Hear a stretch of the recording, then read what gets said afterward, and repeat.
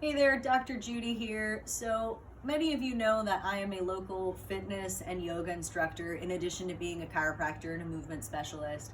And I think that a lot of people see me in classes when I'm teaching and they're like, she's got it all figured out. She's doing everything right and her body must be doing so well. But I'm here to tell you that I did not start on this journey as a person who was super capable. I wasn't super strong. I wasn't an athlete growing up.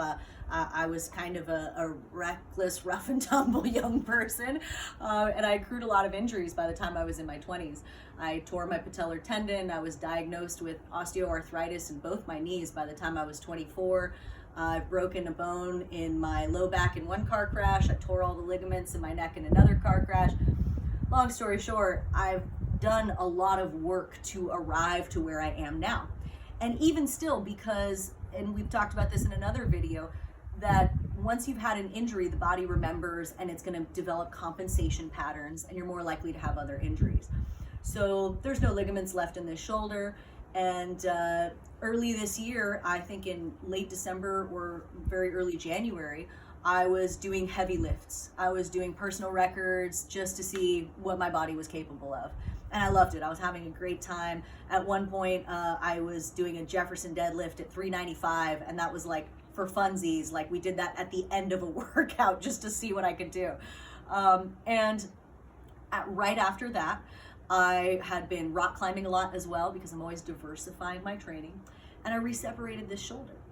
And once I reseparated, I couldn't climb, I couldn't do any heavy lifts. You have to let it heal, right? So I modified. I didn't stop moving. I didn't rest and wait for it to heal. I said, all right, what parts of my body can I move? Where can I diversify my training to promote more stability and strength in other parts of my body so that we can bring the resiliency back to this shoulder, take some of the pressure off while it's healing. And then just because the body is interesting and it reserves the right to have more than one thing going on, I got really into kickboxing and I started overdoing it with my kickboxing training. And if any of you have ever started a new activity or a new sport, you know, when you're first starting something, you're kind of fumbling through the moves and hoping for the best.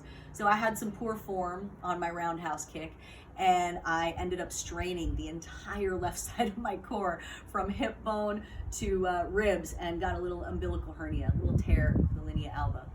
And it was a bummer. I had to take a break from my core training. For any of you that are familiar with my training, I love my core training, so it was a super bummer.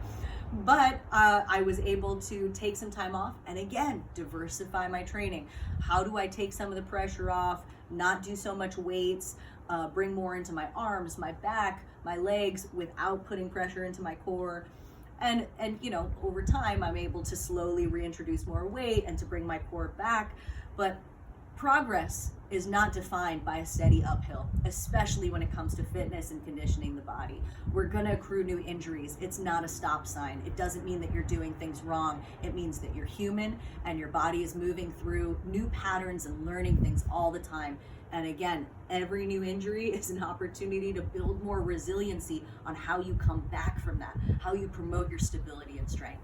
So keep on going and reach out if you have any questions. I love to chat with you guys about this stuff.